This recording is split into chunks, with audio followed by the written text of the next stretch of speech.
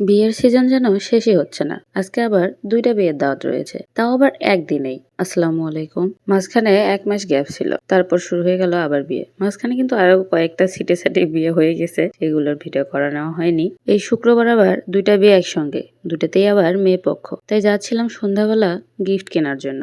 সঙ্গে আমার শাশুড়ি এবং জামাইও ছিল, কিন্তু আমি আর আমার মেয়ে আগেই চলে আসছি। আমার মেয়ের জুতা দিয়ে লাইট জ্বলে, সেটাই দেখানোর জন্য ওই বারবার সামনে যাচ্ছিল যে দেখো সুন্দর করে লাইট জ্বলতেছিল। তো আমি আর আমার মেয়ে স্ট্যান্ডের দিকে যাচ্ছিলাম। পরে আমার শাশুড়ি আর জামাই হাসে জয়েন করছে আমাদের সঙ্গে। তো এই তো একটা অটো নিলাম স্ট্যান্ড থেকে। আমার মেয়েকে তো একদম প্যাকেট করে নিয়েছিলাম, মানে একদম মাফলার, মোজা, জুতা, সোয়েটার পরে নিয়েছিলাম। বাইরে ঠান্ডা ছিল, কিন্তু ভুলবশত আমি নিজেই সোয়েটার পরি নাই। পরে অবশ্য দেখলাম সেই ঠান্ডা ছিল, মানে বাইরের প্রচুর বাতাস ছিল। আমি চাদরটা বেরো করছিলাম, কিন্তু আসার সময় নেওয়া হয়নি, যেহেতু আমি আর আমার মেয়ে আগে চলে আসছি তাই ভুলে গেছিলাম নিতে। যাই হোক, তো কি গিফট কিনবো এটা সারা রাস্তায় ভাবতে ভাবতে ভাবলাম যে আগে আমার শাশুড়ির জন্যই গিফট কিনি, মানে আমার শাশুড়ির তরফ থেকে একটা দিব। আর ওই ননদটা যেহেতু আমার একটু বেশি ক্লোজ, ওই জন্য ওর জন্য আবার এক্সট্রা করে আমি গিফট দিব। তো যেহেতু বাসার তরফ থেকে দিতে হবে, তো মা বললো যে দেখি মানে রান্না বান্নার কিছু জিনিস দিয়ে যাতে ওর কাজে লাগে আর কি। তো সবকিছু দেখে মা বললো যে এটা একটু বেশি ভালো হবে, মানে প্রেসার কুকার তো সবারই লাগে। তো ওটাই দেখতেছিলাম মডেল। আমার মেয়ে তো আবার ঘুরে ঘুরে দেখতেছিল যে কোনটা ভালো। আর এই দোকানটা একটু পরিচিত ছিল, এই জন্য উনি সবগুলা বের করে দেখাচ্ছিল।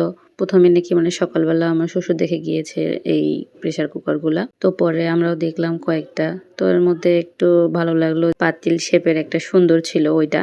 একটা নাকি আপেল শেপ ছিল, ওটা নেওয়া হয়নি। দোকানদারের কিন্তু ওই আপেল শেপটা পছন্দ ছিল, যেহেতু ওটা নাকি ভালো একটু। আমি ভাবলাম যে যেহেতু সুন্দর দেখতে, এটা আর মেয়ে মানুষ, ওর চয়েস আর কি, কিছুটা আমি জানি আমার ননদের। তো আর কি ওই পাতিল শেপের যেটা ছিল ওইটাই সুন্দর করে নিয়ে র্যাপিং করে নিচ্ছিলাম। র্যাপিং এর চার্জটাও নেয়নি আমাদের কাছ থেকে, মানে পরিচিত ছিল। পরে আবার আমি আরেকটা র্যাপিং পেপার এক্সট্রা ছিল, ওটাও নিয়ে আসছিলাম। তো দিন আমরা দোকানে যাচ্ছিলাম, মানে আমাদের যে কাপড়ের দোকান ছিল। তো রাত্রে আবার যাওয়ার সময় দেখলাম যে এখানে একটা গেট সাজাচ্ছে। ভাবলাম যে এতগুলো বিয়ে হচ্ছে, পরে আবার কে জানি বললো এখানে ওয়াজ মাহফিল হচ্ছে। তো এদিক দিয়ে যাচ্ছিলাম আমরা, ভালোই সুন্দর লাইটিং করছে, কিন্তু কোনো মানে এমনি যে সবার গজল বা কিছু বলে ওগুলো কিছুই হচ্ছিল না। ওই জন্য বোঝা যাচ্ছিল না যে ওখানে ওয়াজ মাহফিল হচ্ছিল।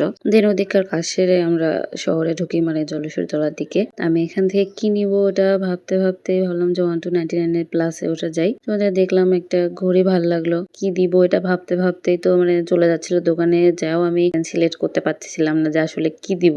সবগুলা দেখতেছিলাম আবার রাখতেছিলাম, মানে কি নিব আমি পুরো কনফিউশনে পড়ে গেছিলাম। তার মধ্যে আমার মেয়ে আবার এই দিক থেকে ওদিকে যাচ্ছিল, তার জন্য নিতে হবে। তো ভাবলাম যে একটু ধার্মিক, তো তাই ভাবলাম যে ওর জন্য শোপিস টোপিস না নিয়ে কিছু এটা দিয়ে পরে একটা ফ্লাওয়ার ভেস্ট আর হচ্ছে ওই ঘড়িটা নিয়েছিলাম। দেন আমরা সব কেনাকাটা শেষ করে খাইতে গেছিলাম। ভাবলাম যে বসে খাই, কিন্তু এত বাতাস ছিল বাইরে। এদিকে দেখেন আমার মেয়ে কুকুরের সঙ্গে কথা বলতেছিল, মানে সেই কুকুরের বাচ্চা দেখে মহা খুশি। আবার জিজ্ঞেস করতেছিল তোমার নাম কি, এখানে কি করো।